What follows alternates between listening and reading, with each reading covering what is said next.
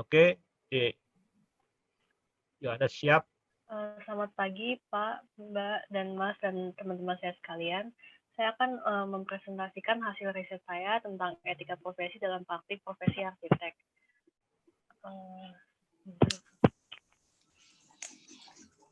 Sebentar ya Pak, ada kendala.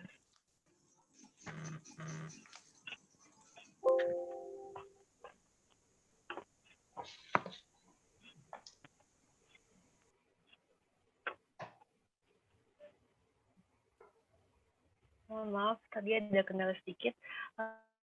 Lalu langsung saya lanjut saja. Bab 1, yaitu pendahuluan. Latar belakangnya, profesi mempunyai akar kata yaitu to profess, yaitu memberikan pengakuan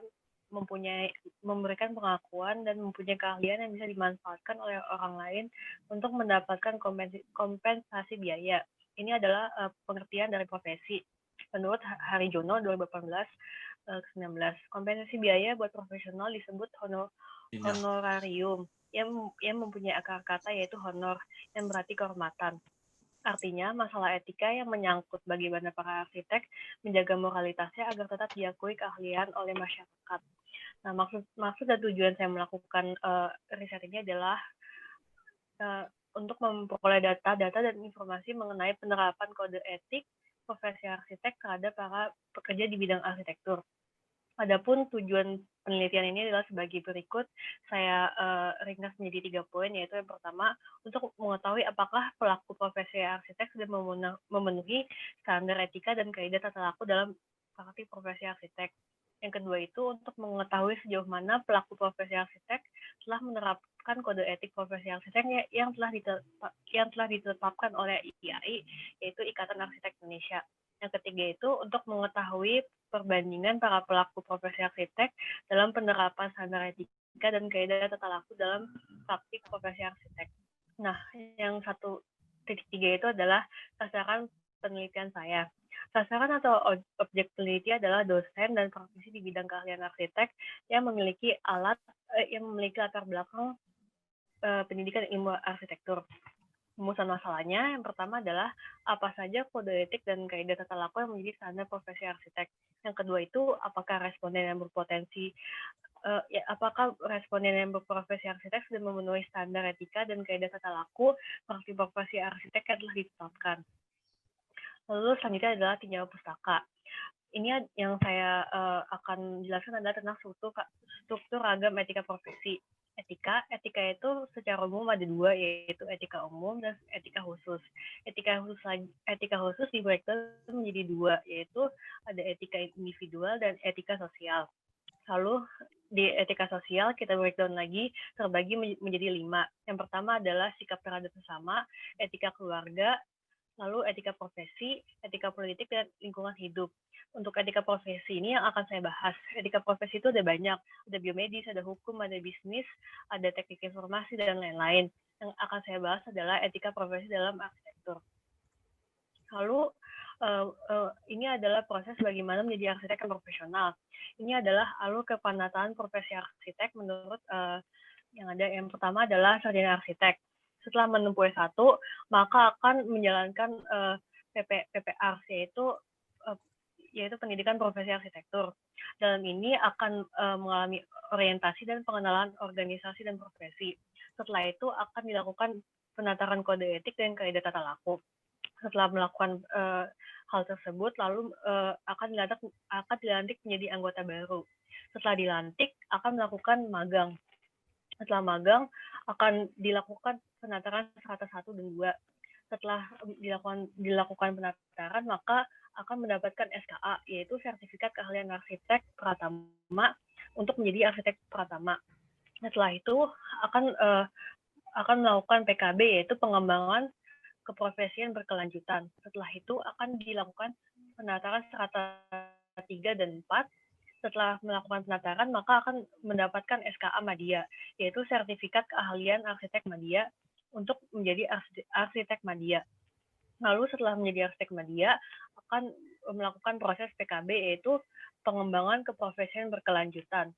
Setelah melakukan PKB, maka akan melakukan penataran strata 5 dan 6. setelah melakukan pendaftaran, maka akan mendapatkan SKA utama untuk menjadi arsitek utama. Ini adalah alur kependaftaran profesi arsitek. Lalu selanjutnya adalah studi banding profesi arsitek dengan profesi yang lain.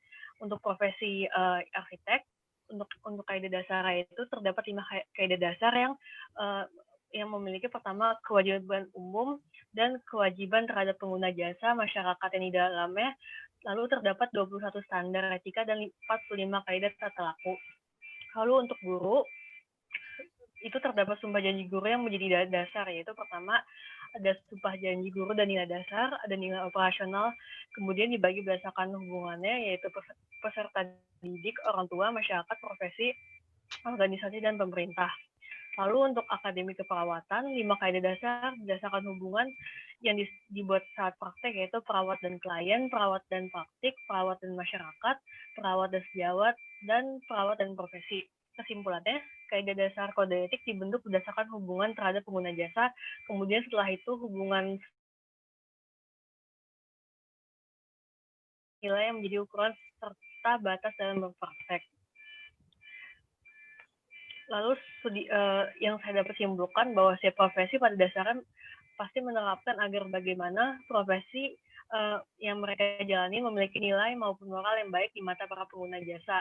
Hubungan terhadap teman sejawat ternyata memiliki pengaruh terhadap pengguna jasa. Lalu saya akan masuk ke bab 2, yaitu tentang kajian teori. Pertama, studi literatur. Penelitian ini menggunakan metode studi literatur yang berasal dari sumber buku pedoman dan kode etik dan kaidah tata laku yang sudah ada yang saya rangkum sendiri. Lalu yang kedua itu pengertian profesi. Kode etik arsitek dan kaidah tata laku profesi arsitek. Pengertiannya pertama adalah etika profesi. Etika profesi merupakan etika sosial dalam etika khusus memiliki tugas serta juga tanggung jawab kepada ilmu dan juga profesi yang disandangnya, yaitu menurut Prakoso 2015. Yang kedua adalah arsitek. Arsitek secara umum dikenal masyarakat sebagai seorang perancang bangunan yang merancang dan mengawasi konstruksi suatu bangunan. Yang ketiga adalah etika profesi arsitek. Dalam profesi arsitek, etika menjadi sebuah kode atau aturan yang mengikat secara bersama-sama. Mungkin untuk yang ini akan dibahas lebih lanjut oleh teman saya, yaitu Aulia. Saya akan menjelaskan secara ringkas saja. Lalu kode etika arsitek dan kaidah tata laku profesi arsitek. Ini profesi itu pertama adalah pekerjaan penuh waktu melalui pendidikan atau pelatihan khusus, memiliki organisasi profesi, mempunyai komponen izin kerja atau lisensi dan pengakuan dari masyarakat.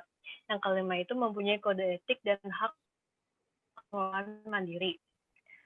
Dari kelima karakter umum tersebut kita bisa lihat bagaimana posisi umumnya dan di Indonesia pada khususnya. Mungkin ini akan saya dibahas oleh teman saya. Saya akan menjelaskan isi-isi tentang standar dan kaidah yang sudah ada. Yang pertama adalah kaidah dasar 1 atau kewajiban umum. Para arsitek menguasai pengetahuan dan teori mengenai seni budaya, ilmu, cakupan kegiatan, keterampilan arsitektur yang diperoleh dan dikembangkan baik melalui pendidikan formal, informal, maupun non-formal. Untuk proses pendidikan, pengalaman, dan peningkatan keterampilan yang membentuk kecakapan dan kepakaran terdapat yaitu dinilai melalui pengujian keprofesian di bidang arsitektur. Hal itu dapat memberikan penegasan kepada masyarakat bahwa seorang bersertifikat keprofesi arsitek dianggap telah memenuhi standar kemampuan memberikan pelayanan penugasan profesionalnya di bidang arsitektur dengan sebaik-baiknya.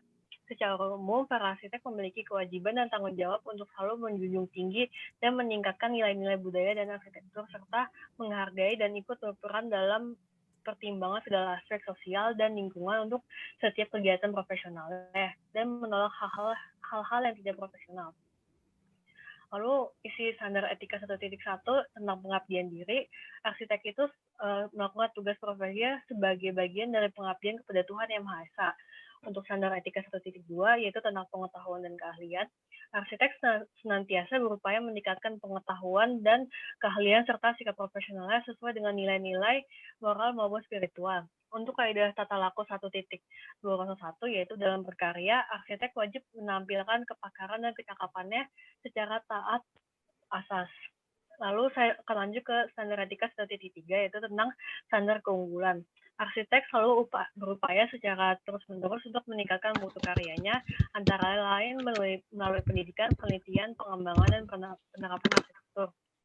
Lalu untuk standar etika 1.4 tentang warisan alam, budaya, dan lingkungan, arsitek itu sebagai budayawan selalu berupaya mengangkat nilai-nilai budaya melalui karya, serta wajib menghargai dan membantu pelestarian, juga berupaya untuk meningkatkan kualitas lingkungan hidupnya tidak semata-mata menggunakan pendidikan teknis ekonomis, tetapi juga menyertakan asas pembangunan berkelanjutan. Untuk kaidah tata laku 1.401, arsitek itu berkewajiban berperan aktif dalam pelestarian bangunan atau arsitektur. Lalu untuk kaidah 1.402, arsitek berkewajiban meneliti secara cermat sebelum melakukan rencana permajaan. Selanjutnya adalah kaidah tata laku 1.403, arsitek itu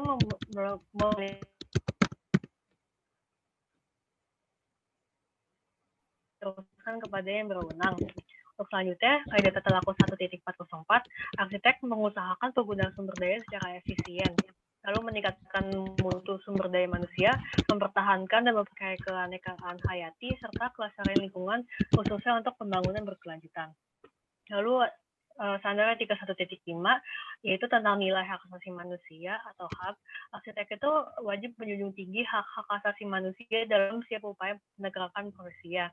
Lalu 1.501, dalam menjalankan kegiatan profesionalnya, arsitek bersikap tidak membeda-bedakan golongan atau golongan atas dasar penilaian ras, suku, agama, kebangsaan, cacat, atau orientasi gender.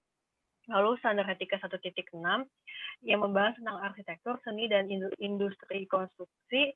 Arsitek itu bersikap terbuka dan sadar untuk memadukan arsitektur dengan seni-seni terkait dan selalu berusaha menumbuh kembangkan ilmu.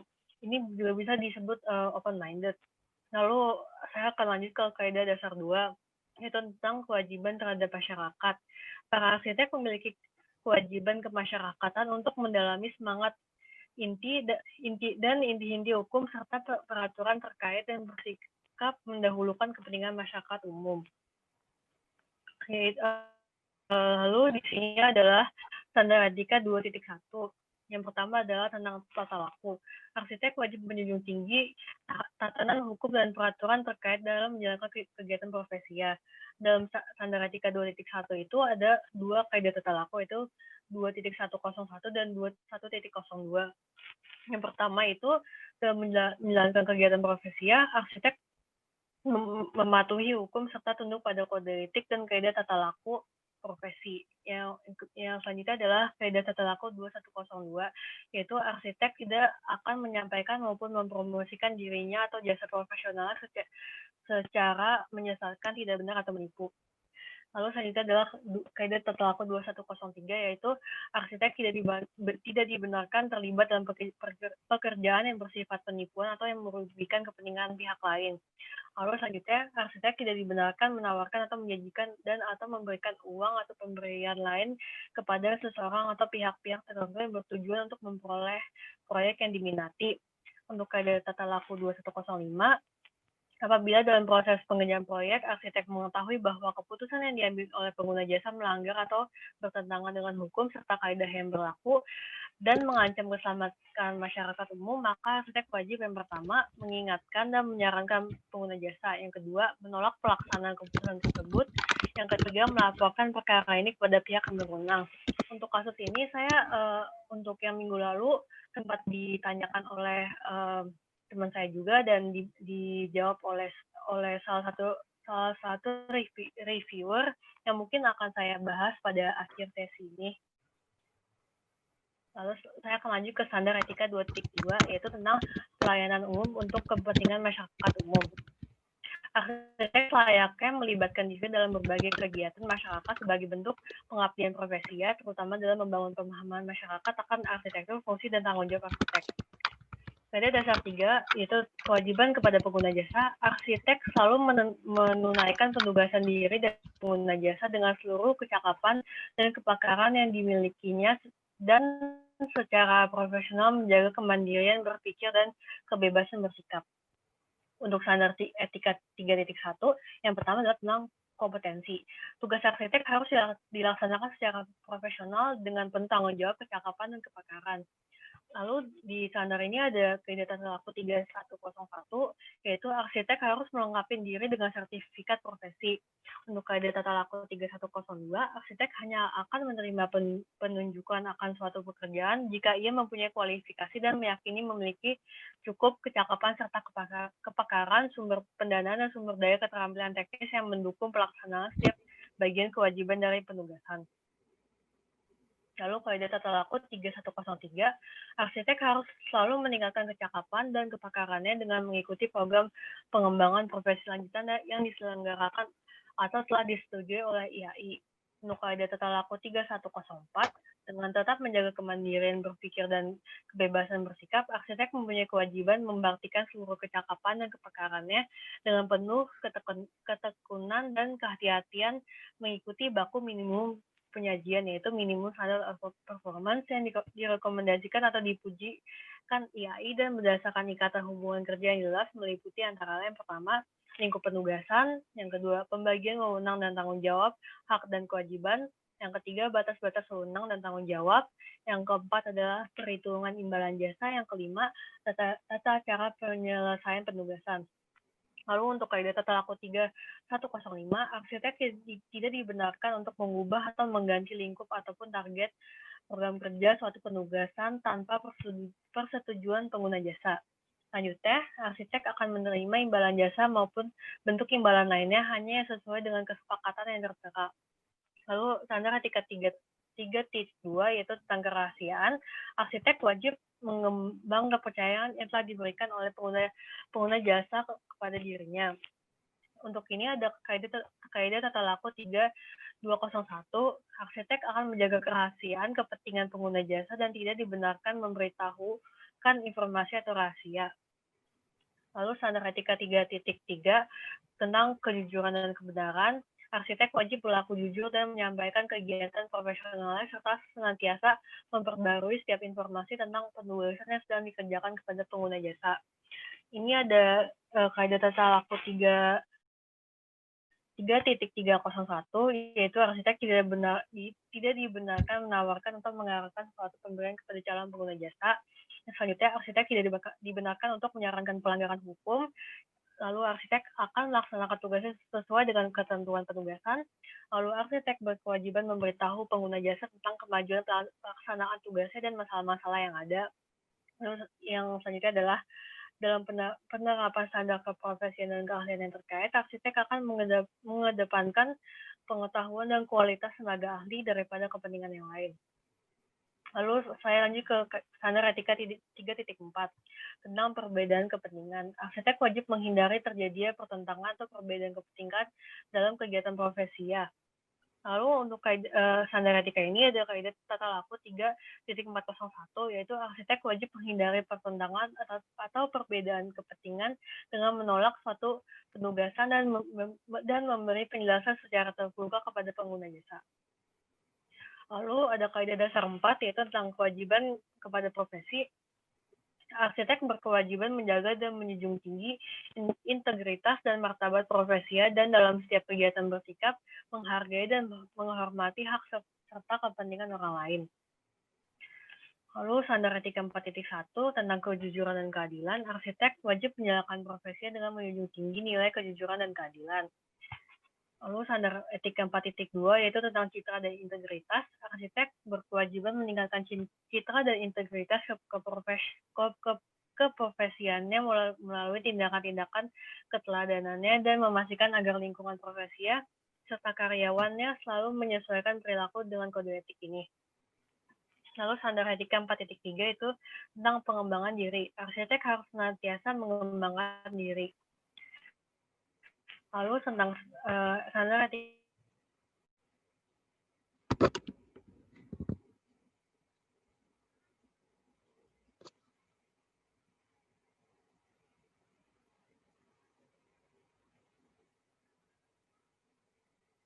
Halo. arsitek teori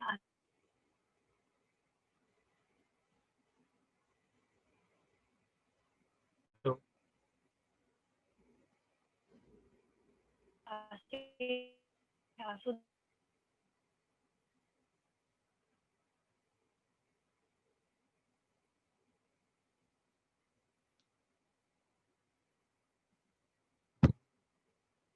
Halo.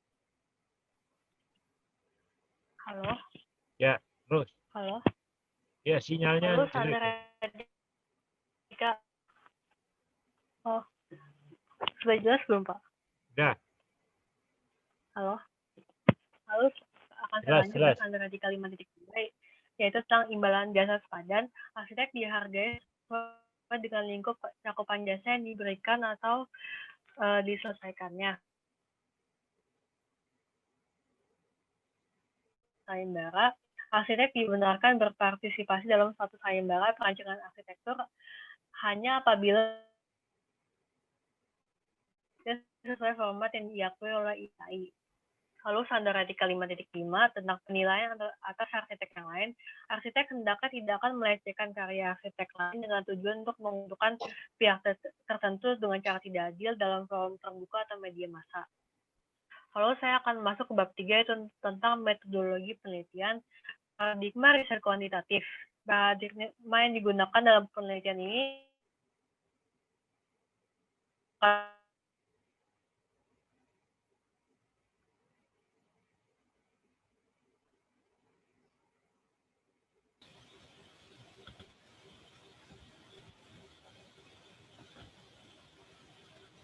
halo, maaf. Ya, Bisa silakan. terdengar? Ya. Lalu saya akan lanjut ke dalam proses penelitian data yang diperoleh tidak ada data yang salah karena data akan dianggap benar semua.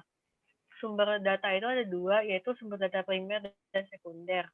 Untuk yang 3.2, data kuantitatif diperoleh dari pengisian kuesioner oleh responden yang bersangkutan dengan masalah yang diteliti. Pengisian kuesioner dilakukan secara langsung oleh responden dengan memberi tanda pada jawaban yang telah disediakan, mengukur persepsi tingkat pemenuhan terhadap variabel isi buku, kode etik, kaidah tata laku profesi arsitek. Lalu saya akan lanjut ke metode analisis.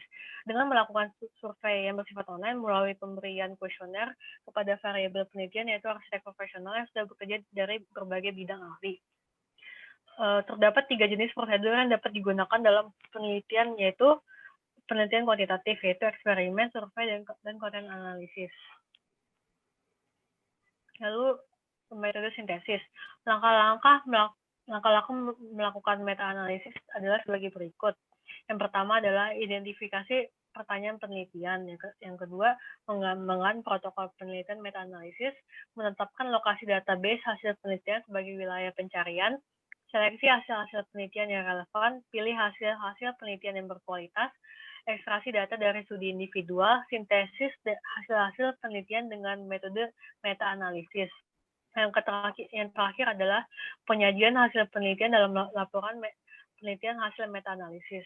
Untuk yang metode pembahasan ada dua, yaitu metode literatur dan metode pendataan. Lalu untuk metode kesimpulan, penelitian ini mengelaborasi 3 poin penting untuk mendapatkan pemahaman lebih mendalam. Yang pertama, menggunakan statistik dalam melakukan analisis. Yang kedua, penggunaan jenis data numerik atau data dalam bentuk angka-angka sebagai bahan. Saya akan menjelaskan 3 dimensi etika. Untuk itu ada 3, yaitu kompetensi teknis, kompetensi etika, dan kompetensi komunikasi. Ini adalah segitiga kompetensi profesional. Kompetensi teknis merupakan inti dari profesionalisme yang dapat menunjang proses pergerakan dalam perusahaan atau organisasi ke tujuan yang ingin dicapai. Pertama, kompetensi teknis. Ini merupakan inti profesionalisme pelayanan publik yang mencakup pengetahuan ilmiah yang diperlukan untuk melaksanakan tugas, pemahaman yang baik tentang hukum-hukum terkait dengan bidang keahliannya. Yang kedua adalah kompetensi leadership.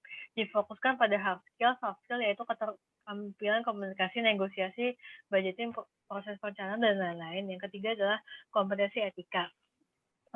Kompetensi etika ditantang untuk tidak mengorbankan efisiensi. Lalu saya akan masuk ke bab 4 tentang pembahasan. Mungkin ini saya akan bahas secara ringkas saja, namun akan dijelaskan oleh teman saya nanti. Untuk standar etika 1.2, dari grafik dapat dilihat bahwa persentase responden yang sudah memenuhi standar etika 1.1 berjumlah lebih banyak. Menurut penulis, nilai keragaman pada individu merupakan hal penting bagi seorang arsitek dalam melakukan tugas dan profesinya, dan juga berlandaskan spiritualitas dan ketuhanan, dikarenakan aspek tersebut sangat mungkin untuk diadopsi untuk menjadi sumber etika. Menurut Carroll dan Buchel mengkonsepsikan 4 tingkat tanggung jawab perusahaan, yaitu sosio, ekonomi, hukum, etika, dan filantropi. Tanggung jawab filantropis akan sulit untuk diwujudkan apabila manusia tidak memiliki spiritualitas, dikarenakan ia tidak semata-mata mengukur suatu aktivitas dari takaran untung rugi atau timbangan materi. Kesimpulannya, memiliki etika saja tidak cukup, namun harus mempunyai nilai spiritual. Etika merupakan gagasan terhadap individu untuk bersikap berkelakuan baik, namun nilai spiritual memunculkan motivasi dan dorongan yang kuat untuk melakukan etika. Lalu saya akan masuk ke standar etika 1.2, yaitu tentang pengetahuan dan keahlian. Berdasarkan data grafik, sebagian besar responden telah memenuhi standar kaidah. Sebagian kecil responden sebesar 11,9% baru memenuhi sebagian standar, dan tidak ada responden yang belum memenuhi standar etika dan kaidah tata laku tersebut. Menurut Deddy Supriyadi, 1998, mengatakan bahwa profesi merupakan pekerjaan atau jabatan yang menuntut suatu keahlian, tanggung jawab, serta kesetiaan terhadap profesi. Jika arsitek mempunyai keahlian, namun tidak mau menunjukkan atau memberikan yang baik, maka ia tidak mempunyai prinsip keprofesian dalam dirinya. Kesimpulannya, jika sudah menjadi arsitek, maka tidak hanya bekerja saja, namun untuk meningkatkan pengetahuan keahliannya sangatlah penting. Hal tersebut selain menjadi tanggung jawab, namun akan menaikkan value dari seorang arsitek. Lalu saya akan masuk ke standar etika 1.3, yaitu membahas tentang mutu. Data grafik membuktikan bahwa prestasi yang telah memenuhi standar, baik dengan profesional, tinggi maupun cukup, berjumlah lebih besar dibandingnya baru memenuhi sebagai standar. Hal yang menjadi pertimbangan dalam menjawab bisa jadi perihal apakah sudah atau belum meningkatkan mutu karyanya, baik secara pendidikan. Halo? Ya. Oh iya. Saya akan lanjut. Baik, hal yang menjadi pertimbangan adalah baik secara pendidikan, penelitian, pengembangan, ataupun penerapan dalam arsitektur. Meningkatkan mutu merupakan hal yang penting, namun bisa jadi sebuah tantangan dalam berasosiasi di bidang keahlian profesi maupun bidang keahlian yang lain. Dalam hal pendidikan, penelitian, pengembangan mungkin lebih kepada kelulusan arsitek yang menjadi tenaga pengajar seperti dosen yang telah menunjukkan peningkatan mutu karya dan profesionalitas yang tinggi dengan mencetak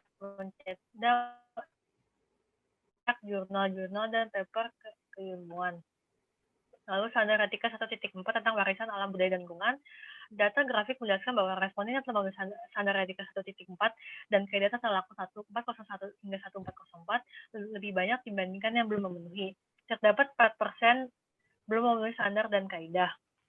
Arsitek selain berprofesi sebagai desainer, namun juga sebagai budayawan yang dimana harus berupaya mengangkat nilai-nilai budaya melalui karya serta wajib menghargai dan membantu dalam pelestarian. Juga berupaya meningkatkan kualitas lingkungan hidupnya tidak semata-mata menggunakan pendekatan teknis ekonomis, tetapi juga menyertakan asas pembangunan berkelanjutan. Aspek ini sangatlah penting dikarenakan identitas seorang arsitek dilihat dari hal tersebut, di mana seorang arsitek dapat membuat satu karya tanpa merusak budaya maupun lingkungan yang ada. Arsitek harus bisa mengimplementasikan di dalam karya mereka. Lalu yang selanjutnya adalah standar etika 1.5, yaitu tentang nilai hak asasi manusia. Berdasarkan data grafik, sebagian besar responden telah memenuhi standar kaidah, dan hanya 1,7% dari responden yang belum memenuhi standar dan kaidah. Namun menurut penulis, penegakan HAM merupakan faktor krusial dalam lingkungan. Penegakan HAM akan menjadikan lingkungan kerja kondusif dan tidak adanya rasa dendam atau hal-hal yang dapat merugikan pihak-pihak tertentu. Sehingga penegakan HAM merupakan hal yang dapat menetralisir satu lingkungan. Standar etika arsitektur, seni, dan industri konstruksi